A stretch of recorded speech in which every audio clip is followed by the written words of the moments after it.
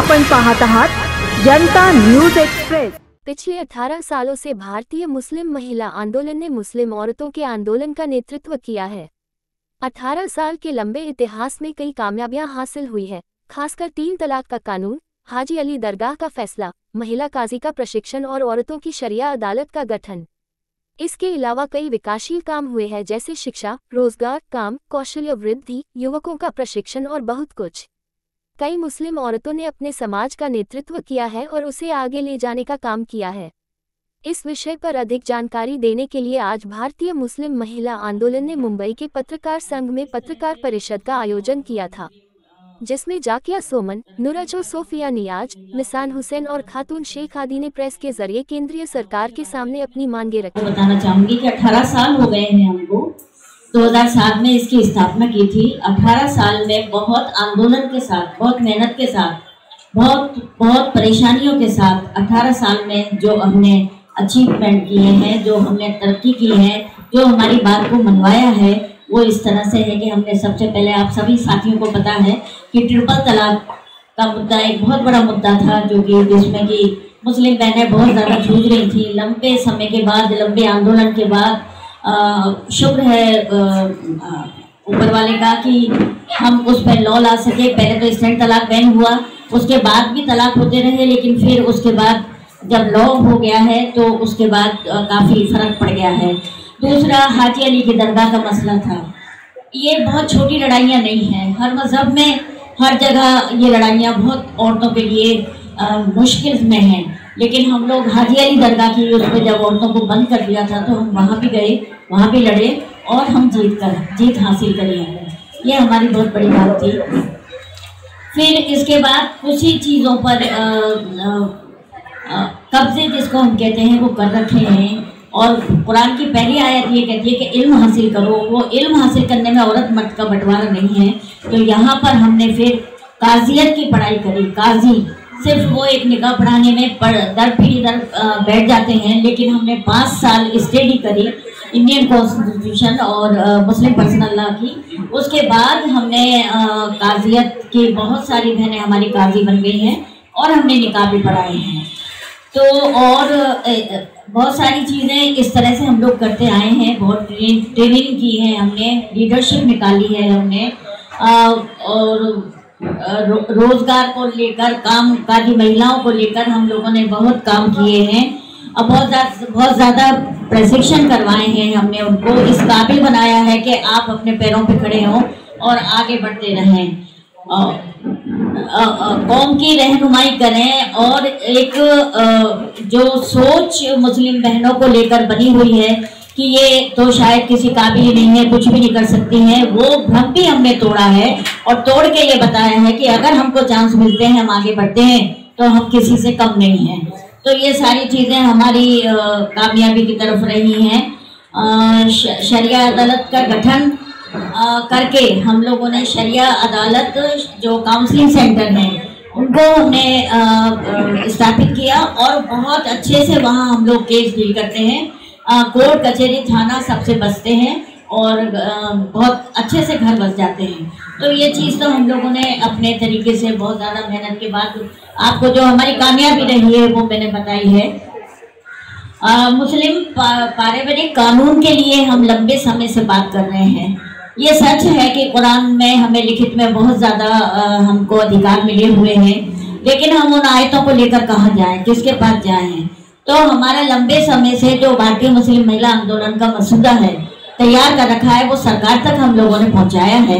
और हम चाहते हैं कि मुस्लिम पर्सनल लॉज जितने भी हैं वो कानूनी शक्ल में आए, क्योंकि कोई भी महिला अगर मेरे पास परेशानी लेके आती है, तो अगर कानून नहीं है तो मैं उसको लेके कहाँ जाऊँ, किससे बात करूँ। तो हमारा जो बहुत बड़ी कोशिश सरकार के साथ बार बार हमने लिखित में पहुँचाए हैं, और वो अभी तक कुछ चीज़ों में हम अटके पड़े हुए हैं, और हम सरकार से गुजारिश करते हैं कि वो ये हमारी जो मांग है वो पूरी होनी चाहिए। इसके अलावा हमने जब सुप्रीम कोर्ट में रिट याचिकाएं की थी, तो हमारी ट्रिपल तलाक पे तो मंजूरी हुई, लेकिन हमने हलाला और पॉलीगैमी पे भी वहाँ पर हमने अपनी रिट कर रखी है, बात कर रखी है, और उसको हमने बहुत अभी भी हम लोग बहुत तेजी से उसको उठाना चाह रहे हैं कि जो भी महिलाओं के साथ ये बहुत बड़ी दिक्कत की बात है कि पोलोगेमी हो, एक के होते हुए दूसरी शादी हो, जबकि कुरान और मेरा मजहब और मेरी जो पर्सनल लॉज हैं वो बिल्कुल इजाज़त नहीं देते हैं, क्योंकि उसको हम सही तरीके से पढ़ते ही नहीं हैं। तो ये सारी चीज़ के लिए हमने कानूनी तौर पर भी सरकार से हम लोग बराबर बातचीत कर रहे हैं और हमें उम्मीद है कि वो हमारी बात को जल्द से जल्द समझेंगे। हमारी एक जो यूसीसी की जो मुस्लिम की बात है, तो हमने इसमें इस कानून में हमें ये लग रहा है कि मुस्लिम महिलाओं को इसमें कोई बेनिफिट नहीं होने वाला है। तो हमने अपनी 25 मांगें सरकार के सामने रखी हैं कि इन्हें अगर आप शामिल करते हैं तो यूसीसी का फायदा मुस्लिम महिलाओं को भी इसमें होने वाला है। अब वक्फ की जो बात है, कानून की जो बात है, इस पर और भी मेरे साथी बात करेंगे, लेकिन हकीकत ये है और इस हकीकत को आप लोग भी अच्छे से जानते हैं, क्योंकि हर मजहब में अपनी प्रॉपर्टियों को वक्फ करते हैं, जायदादों को देते हैं। अगर मेरे पास 4 मकान है तो मेरे बुजुर्गों ने 2 मकान दे दिए कि आप अल्लाह राह में इसमें कुछ भी करिए, मदरसे बनाइए, मस्जिद बनाइए, ज़मीनों पे कुछ बनाइए। तो ये मेरे बुजुर्गों की दी हुई प्रॉपर्टी है, इसमें किसी भी सरकार का कोई लेना देना नहीं है।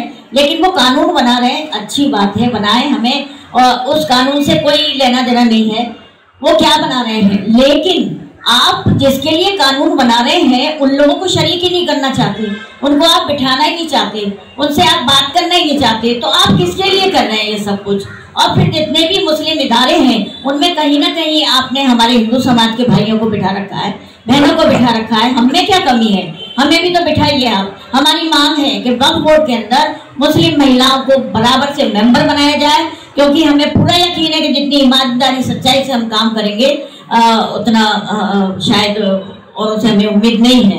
इसके अलावा वक्फ बोर्ड से भी हमको शिकायत है, और शिकायत ये है कि आपने आज तक इतनी प्रॉपर्टी होने के बावजूद मुस्लिम महिलाओं के लिए क्या किया? क्या कोई इदारे बनाए आपने? क्या बेवा औरतों को आपने कोई वजीफे दिए? किसी की शादी करवाई है? क्या करवाया आपने इतने साल में? इतनी प्रॉपर्टी होने के बावजूद आप लोगों को कोई तनख्वाह नहीं है, तो हमारे समझ में नहीं आता। जब बात करते तो कहते हमें तनख्वाह नहीं मिली 6 महीने से, तो हम आपके लिए क्या मदद करेंगे? तो क्यों, कौन है, क्या है, कैसे? और हमारी एक मांग और है कि जब महिलाओं को आप लें तो उन महिलाओं को ना ले लें जो गर्दन झुका के बैठे रहें। हाँ, जो भी समाज में काम कर रही हैं, जो मुद्दों को समझ रही हैं, उन्हीं को उसमें शामिल किया जाए, ये हम सब लोगों की बात है। और औरतों की भलाई और विकास के लिए मुस्लिम पर्सनल इसको वक्फ बोर्ड को काम करना चाहिए, जो कि अभी तक हमें तो कहीं नज़र नहीं आया। मैं राजस्थान से आती हूँ, तो राजस्थान में इस तरह का कोई भी वहाँ पे लेना देना नहीं है। अब इसके बाद इस वक्त जो माहौल बना हुआ है, मैं चूँकि आप हमारे सब दोस्त हैं और एक पाए हैं हमारी बात को पहुँचाने वाले, हम बहुत बड़ा आपको अपना साथी समझते हैं। जिस तरह का इस वक्त माहौल हो रहा है, जिस तरह के प्रॉपर्टी पर अटैक हो रहे हैं, जिस तरह मुस्लिम पर अटैक हो रहे हैं, बेगुनाह लोगों को मारा जा रहा है, उनके मकानों को ध्वस्त किया जा रहा है, हर जगह मंदिर और मस्जिद को खोदा जा रहा है, तो इससे जिस तरह मुसलमान डिप्रेशन में है, डरा हुआ है, और अपने आप को एक झूठ को इतनी बार बोला जाए कि आज मैं भी ये समझने लगी हूँ कि मैं कहीं गुनाहगार हूँ, क्या मैं क्या हूँ, क्यों ऐसा किया जा रहा है। इस मुल्क के साथ तो कभी भी मुसलमान ने बेवफाई नहीं की है। आप जितने भी यहाँ पर दंगे फिसाद जो भी होते हैं, आप देखिएगा सबसे ज्यादा घर उनके जलते हैं, सबसे ज्यादा बच्चे उनके मरते हैं, सबसे ज्यादा औरतों के साथ बदकारी होती है, सबसे ज्यादा केस बनते हैं, सबसे ज्यादा जेलों में वो लोग सड़ते हैं। तो फिर कौन कर रहा है ये सब, किस तरह की है? हम यहाँ के बाशिंदे और सरकार से हम पूरी शिद्दत के साथ, गुस्से के साथ ये मांग करते हैं कि हम बराबर के यहाँ के हकदार हैं, हमें किसी से कम नहीं समझा जाए। ये 25 पॉइंट वाली बात रख रही हूँ। 25 पॉइंट हमारे इस तरह से है, दुल्हन की मर्जी और हामी के बिना निकाह को पूरा नहीं माना जा सकता। निकाह के दो के बीच में, अडल्ट दो के बीच में करार माना जाना चाहिए कि एक संस्कार सभी मुस्लिम निकाह पंजीकृत होना चाहिए। निकाहनामा, इकरारनामा एक लाजमी दस्तावेज होना चाहिए। बीएमए में मसूदे के 33 पर बीएमएमए का निकाहनामा इकरारनामा देखो। निकाहनामे के समय दूल्हे की सालाना आमदनी उसे मेहर के रूप में दी जानी चाहिए। उसे उस निकाह के वक्त मिलना चाहिए, आगे किसी हादसे के वक्त नहीं। काजी का पंजीकरण लाजमी होना चाहिए। केवल पंजीकरण काजी के विवाह संपन्न कर सकता है। महिला काजियों को पंजीकरण करने में उन्हें प्रतिमत दी जाना चाहिए, इजाज़त दी जानी चाहिए। काजी की जिम्मेदारियां स्पष्ट रूप से तय की जानी चाहिए। बीएमए ड्राफ्ट देखे पुष्प 12। निकाह के तरीके को स्पष्ट रूप में तय किया जाना चाहिए। बीएमए में ड्राफ्ट देखे पुष्प 11। निकाह के गवाहों की उम्र और रिहाइश के दस्तावेज बताना जरूरी है। अनियमित विवाहों के नियमन के लिए प्रावधान होना चाहिए। ऐसा विवाह जो बिना गवाहों के, बिना काजी के ये मेहर भुगतान नहीं किया गया। निकाह को गवाह, उम्र और रिहाइश के दस्तावेज बताना जरूरी है। अनियमित विवाहों के नियामत के लिए प्रावधान होना चाहिए। ऐसा विवाह जो बिना गवाहों के, बिना भुगतान के नहीं किया गया हो। ठीक है, तो हम क्या चाहते हैं कि जो हमारी महिलाओं के पक्ष में तलाक के तरीके फर्स्ट के खुला मुबारक शामिल किया जाना चाहिए। तलाक के ऐसा महिलाओं को और पुरुषों को दोनों के लिए तलाक तरीका होना चाहिए। अदालत के बाहर तलाक की नियमित किया जाना चाहिए और दुल्हन को दुल्हन के दौरान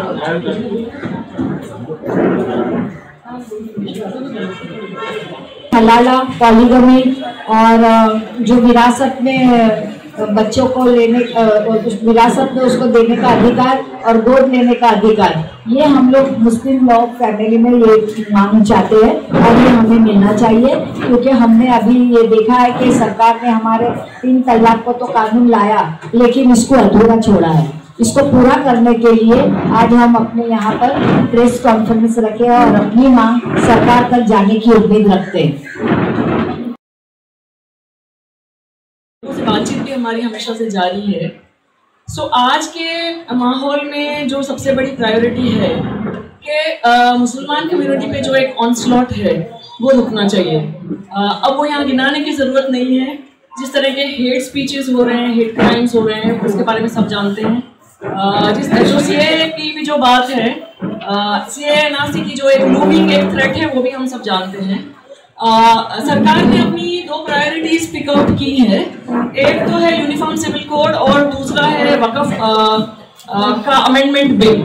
तो यूनिफॉर्म सिविल कोड का जहाँ तक सवाल है, क्योंकि भारतीय मुस्लिम महिला आंदोलन का बहुत लंबे अरसे से मुस्लिम फैमिली लॉ रिफॉर्म पर काम रहा है। हम चाहते हैं कि यूनिफॉर्म सिविल कोड, जिसका ओरिजिनल मकसद था gender justice and gender equality, उस मकसद से ही उसके बारे में आजकल बात की जाए, ना कि उसके पर पॉलिटिक्स की जाए। और जो मुस्लिम महिलाओं के जो मुद्दे हैं, मुस्लिम महिलाओं के जो डिमांड्स हैं, जो हमारे खातून आपा ने बताए और हमारे निशात आपा ने भी बताए, उनको कैसे यूनिफॉर्म सिविल कोड में शामिल करेंगे, ताकि जो मुस्लिम फैमिली लॉ में जो एफर्मेटिव प्रोविजंस हैं वो भी मिल सके, और साथ ही साथ जो वायोलेटिव प्रैक्टिसेस है, जैसे कि पॉलीगामी का मामला है, हलाला का मामला है, बच्चों की गार्डियनशिप और कस्टडी का मामला है, औरतों का प्रॉपर्टी में शेयर और इनहेरिटेंस का मामला है, मैरिज रजिस्ट्रेशन का मामला है, एडॉप्शन का मामला है, ये सारे मामलों में मुस्लिम औरतों को जस्टिस मिलना चाहिए। तो ये हमने ऑलरेडी रिप्रेजेंटेशन किया है, लॉ कमीशन को भी किया है और लॉ मिनिस्ट्री को भी किया है, और लगातार हम रिप्रेजेंट करते आए हैं कि अगर आप यूनिफॉर्म सिविल कोड की भी बात कर रहे हैं तो ये कुछ जो 25 पॉइंट्स हैं, इनको आपको उसमें शामिल करना होगा। और जो वक़्फ़ की जो बात है, तो ये बात में कोई दो राय नहीं है कि वक़्फ़ कम्युनिटी का रिसोर्स है और इसमें बहुत ज़्यादा मिसमैनेजमेंट चल रहा है, बहुत ज़्यादा इलीगल कब्जा भी है, और वक़्फ़ का जो फंडामेंटल पर्पस है कि कम्युनिटी में जो ज़रूरतमंद हैं लोग, उनकी भलाई के लिए उसका इस्तेमाल वो हो नहीं पा रहा है। तो एक पूरा जड़मूल से वक्फ सिस्टम में रिफॉर्म की जरूरत है, इस बात को कोई नकार नहीं सकता। लेकिन क्या सरकार जो बिल लेकर आई है वो क्या उस रिफॉर्म की जो जरूरत है उसको फुलफिल करता है, ये सबसे बड़ा सवाल है। और हमको उसमें लगता है कि उसमें बहुत ज़्यादा प्रॉब्लम्स हैं, बहुत ज़्यादा गुंजाइश है। वक्फ बोर्ड्स के हाथ में से, यानी कि मुस्लिम कम्युनिटी के हाथ में से मामला लेके सरकार खुद अपने हाथ में ले लेगी, या डिस्ट्रिक्ट जो एडमिनिस्ट्रेशन है, जो कलेक्टर है या डीएम है, उसको किस नाते सरकार ये पावर ट्रांसफर कर सकती है, ये सबसे बड़ा सवाल है। और कम्युनिटी के जो चैरिटेबल इंस्टीट्यूशंस हैं, जैसे हिंदूज हैं, क्रिश्चियंस हैं, सिख हैं, जैन्स हैं, वो सारे का मैनेजमेंट उस कम्युनिटी के लोग ही करते हैं किसी ना किसी लॉ के तहत। वहाँ पे अगर हिंदू कम्युनिटी, जैसे कि सबरीमाला ट्रस्ट है या तिरुपति ट्रस्ट है, तो वहाँ मुसलमानों के लिए या क्रिश्चियन के लिए या सिख के लिए या पारसी के लिए उस ट्रस्ट में कोई जगह नहीं है। तो सरकार किस नाते कह रही है कि वक्फ बोर्ड का जो रिकॉन्स्टिट्यूशन होगा उसमें नॉन मुस्लिम्स भी मेंबर्स रहेंगे, तो ये इसमें कहीं ना कहीं डिस्क्रिमिनेशन की बू आ रही है। और जो रिफॉर्म की ज़रूरत है उसमें बहुत ही व्यापक तौर पे जायज़ा लेने की ज़रूरत है। सबसे पहले एक जायज़ा लिया जाए कि देश में अलग अलग राज्यों में कितनी प्रॉपर्टीज़ हैं वक्फ की, कितनी ज़मीनें हैं, कितने बिल्डिंग्स हैं, उनका ऊपर हाल वो किसके पोजीशन में है, क्या जो जिनके पोजीशन में है वो लीगल है, इलीगल है, माफिया का कब्जा है, प्राइवेट पर्सन्स अपने प्राइवेट पर्पसेस के लिए उसको यूज़ कर रहे हैं, क्या वाकई में उसका इस्तेमाल कम्युनिटी के फ़ायदे के लिए हो रहा है। और एक बहुत बड़ी बात कि जब हम मुस्लिम महिलाओं के मुद्दे उठाते हैं और कुछ डिमांड करते हैं, तो हमें हमारी कौम के जो लोग कंजर्वेटिव लोग हैं वो कह देते हैं कि आपको मेंटेनेंस मांगने की ज़रूरत नहीं है, क्योंकि वक्फ बोर्ड बैठा है ना देने के लिए। यहाँ तक कि जो 1986 का लॉ है, मुस्लिम महिला जो शाहबानो के बाद जो लॉ लाया गया, डिवोर्सी मुस्लिम महिला को मेंटेनेंस देने का लॉ, तो उसमें ये कहा गया कि अगर उसको कोर्ट नहीं दिला सकता, अगर पति से नहीं मिलेगा मेंटेनेंस, तो वक्फ बोर्ड उसको मेंटेनेंस देगा। तो हमें हिसाब चाहिए कि आज तक किस स्टेट वक्फ बोर्ड ने कितनी औरतों को मेंटेनेंस दिया।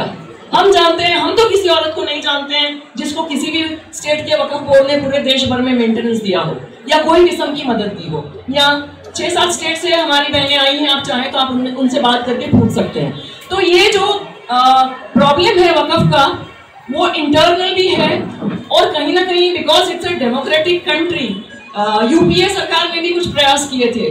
91 में उन्होंने लॉ अमेंड किया था, उन्होंने डिजिटलाइजेशन की, कंप्यूटराइजेशन की भी बात की थी, लेकिन वो बात फिर वहीं के वहीं रह गई। और आज के माहौल में ये जो बिल लाया गया है, तो ये bill to what extent is this bill addressing the ills of the waqf system, that is the largest question। और इस बिल के पीछे क्या आशय है वो भी क्लियर उभर के नहीं आ रहा है। तो ये कुछ जो हमारी जो प्रायोरिटीज है, कहीं ना कहीं किसी ना किसी वजह से कुछ तालमेल सरकार की प्रायोरिटी से भी हमारा खा रहा है तालमेल, क्योंकि सरकार यूसीसी बोल रही है, हम मुस्लिम लॉ रिफॉर्म बोल रहे हैं, हम मुस्लिम विमेन के राइट्स की बात कर रहे हैं, एंड जो दूसरे विमेन हैं, दूसरे कम्युनिटी के हैं और जो दूसरे जेंडर्स के लोग हैं, उनका भी हम यूनिफॉर्म सिविल कोड में ख्याल रखा जाए, ये बात भी हम रख रहे हैं। और जो स्पेशल ट्रीटमेंट किसी को कम्युनिटीज़ को मिल रहा है टैक्सेशन लॉज एक्सेट्रा में, तो वो उसके बारे में क्या होगा वो भी सरकार सोचे। और जो मैराइटल रेप को क्रिमिनलाइज करने की जो बात है, जहां सरकार इज डिली डैली, तो एक तरफ यूनिफॉर्म सिविल कोड की बात कर रहे हैं, दूसरी तरफ जो जेंडर जस्टिस के रियल इश्यूज हैं वहाँ सरकार का लाइन बिल्कुल क्लियर नहीं है। तो ये सारे सवाल हमारे सामने हैं। और सबसे बड़ा सवाल जहाँ जो हमने शुरुआत की कि आजकल जो जिस तरह से पोलराइजेशन चल रहा है, जिस तरह हेट और डिविजिव पॉलिटिक्स जो चल रही है, ये इसको भी रोक लगाने के लिए सरकार की ही जिम्मेदारी बनती है। ये सब ब्रिटिश सरकार के वक्त में ये 2 कानून मुस्लिम समाज के लिए बने हुए थे। तीसरा कानून सीधा 1986 में आया और अगर आप 39 और 86 का फासला देखें तो तकरीबन 37 पकड़ लें, 39 पकड़ लें, 50 साल का गैप है जब मुस्लिम समाज के लिए कोई कानून नहीं था जिससे उनके परिवार के जो रिश्ते हैं उसमें कोई रेगुलेशन हो। और पहला एक कानून है 39 का, वो कहता है कि और मुस्लिम औरत को तलाक का हक है कोर्ट में जाकर, और 86 का कानून कहता है कि तलाक के बाद वो खर्ची मांग सकती है, शाबाना का जो केस कानून आया। अब 86 के बाद आप सीधा देखते हैं 2019, अब फिर से गैप देखेंगे तो 33 साल का गैप है। तो ये मुस्लिम समाज को और मुस्लिम औरतों को जो इतने दशकों की जो सरकारें हैं उन्होंने क्या समझ के रखा है कि क्या हम एक कॉम्प्रिहेंसिवली कोडिफाइड एक विधिवत कानून के हकदार नहीं हैं क्या ऐसे ही टुकड़ों टुकड़ों में दशकों के बाद एक ऐसे टुकड़ा फेंक दिया कानून का, अब खुश हो जाओ आप, हाँ? अगला शायद 3-4 और दशकों के बाद आएगा। तो ये कब तक इंतज़ार करेंगे? 75 साल के ऊपर हो गए हैं आज़ादी पर, और एक इतना बड़ा समुदाय मुस्लिम समाज का हमारे देश में, हम आबादी में इंडोनेशिया और पाकिस्तान के बाद हम तीसरा मुल्क है जहाँ पर मुसलमानों की इतनी बड़ी आबादी है। वी आर इन करोड्स, और मुसलमान औरतों की आबादी उतनी हम देख लें तो इतनी बड़ी आबादी के लिए कोई कानून ही नहीं है कि शादी कब होगी, कैसे होगी, महर कितना मिलेगा, 4 शादियों का क्या, विरासत का क्या, कस्टडी का क्या, गार्डियनशिप का क्या, कोई सोच ही नहीं है सरकार की उसके ऊपर। और हर बार मुस्लिम पारिवारिक कानून का पॉलिटिसाइजेशन हुआ है, उसके ऊपर राजनीति सभी सरकारों ने की है, और उसका वो राजनीति करते हैं, फ़ायदा ले लेते हैं, लेकिन हम वहीं के वहीं हैं। तो बहुत वक्त निकल चुका है, बहुत इंतज़ार हो चुका है। या तो हमें एक अच्छा खासा विधिवत मुस्लिम पारिवारिक कानून पूरा के पूरा बना के मिले जिसमें सभी फैमिली इश्यूज़ का विधिकरण हो, और अगर यूनिफॉर्म सिविल कोड लाना ही चाहते हो तो ये हमारे 25 जो मुद्दे हैं उसका समावेश उसमें होना चाहिए। अगर वो नहीं होता है तो हमारे लिए ये कानून का क्या फ़ायदा? अगर आप हलाला की प्रैक्टिस को, मुता की प्रैक्टिस को, चाइल्ड मैरिज को, ये जो कम्युनिटी स्पेसिफिक प्रथाएं हैं, अगर उसके ऊपर कानूनी पाबंदी नहीं लगेगी तो यूनिफॉर्म सिविल कोड का हमें क्या फ़ायदा होगा? अगर पॉलीगमी पर पाबंदी नहीं लगेगी मुस्लिम समाज के लिए तो क्या फ़ायदा होगा? तो यूनिफॉर्म सिविल कोड लाना है, लाइए। बहुत टाइम से सुन रहे हैं हम इसके बारे में।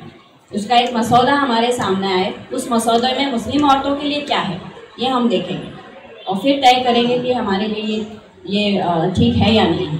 और अगर उसको लाने में आपको और 10 साल लगने वाले हैं तो फैमिली लॉ को कोडिफाई कीजिए, और जल्द से जल्द मुस्लिम औरतों के जो घर के अंदर 4 दीवारी में जो उसके हक बनते हैं वो उसे जल्द से जल्द लीगली कॉन्स्टिट्यूशनली देते हैं। लड़की पैदा होती है तब से माँ बाप डाउरी जमा करना शुरू करते हैं। डाउरी गलत चीज़ है, लेकिन लड़की के माँ बाप ये जिम्मेदारी उठाते हैं ना, तो लड़के की भी कुछ जिम्मेदारी है। मुसलमान लड़का है तो उसको मेहर देना है। आप देखिए जो वेस्ट एशिया की कंट्रीज हैं, जो अरब कंट्रीज हैं, वहाँ लड़के डबल जॉब करते हैं, ट्रिपल जॉब करते हैं। क्यों? क्योंकि मेहर में इतना लाख दिनार मांगा है और शादी में अभी 10 महीने ही रह गए तो मैं जमा कर रहा हूँ। तो ये जो हमारे यहाँ जो ये मेहर जो कि एक पॉजिटिव एफर्मेटिव एक्शन है उसको 786 रुपए देके डाइल्यूट कर दिया है, या मेहर माफ करके डाइल्यूट कर दिया है। तो उसको एनफोर्स करने के लिए कुछ मिनिमम होना पड़ेगा। ये हमने हमारे तजुर्बे से सीखा है वजी। एंड जब तक अब आप शादी करने चले हो और आपका फर्ज है मेहर देना, तो आप कम से कम जो भी आपकी एक सालाना कमाई है आप उतना प्रावधान तो रखो। हो सकता है वो आपके ही काम आएगा, आपकी बीवी को दोगे तो औरतें अपना we are not doing anything to support the government. We were there before the government, this government was formed. If you remember our in this very hall we have shared our first draft for codified Muslim family law, and all our demands have been much prior to 2014, right? So if at all this government has come and they have their own what priorities, their own agenda, but we were there before. Bombay में पैदा हुए भेंडी बाजार में हम हजली बचपन से जाकर देखे हैं कि हम दरगाह में अंदर जाने दिया जाता था, लेकिन कुछ अरसे पहले हम लोग गए तो वहाँ अंदर जाने का अलाउ नहीं किया। तो हमने सवाल पूछे तो बोले अब मैं आ गया हूँ, मैं अंदर जाने नहीं दूंगा, तुमको जो होता है कर लो।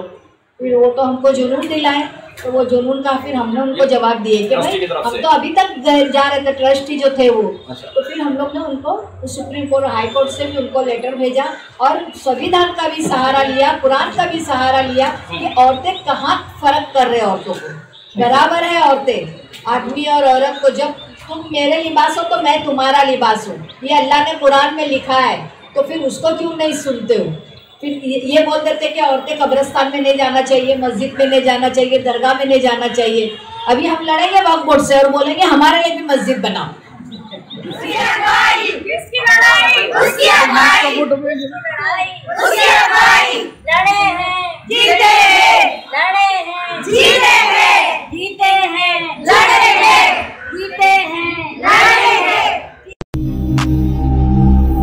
अचूक बातम्या, निपक्षपाती विचार, अन्यायाविरुद्ध वाचा फोडणारे परखड विचारांचे सार्वभौम दैनिक प्रजासत्ताक जनता।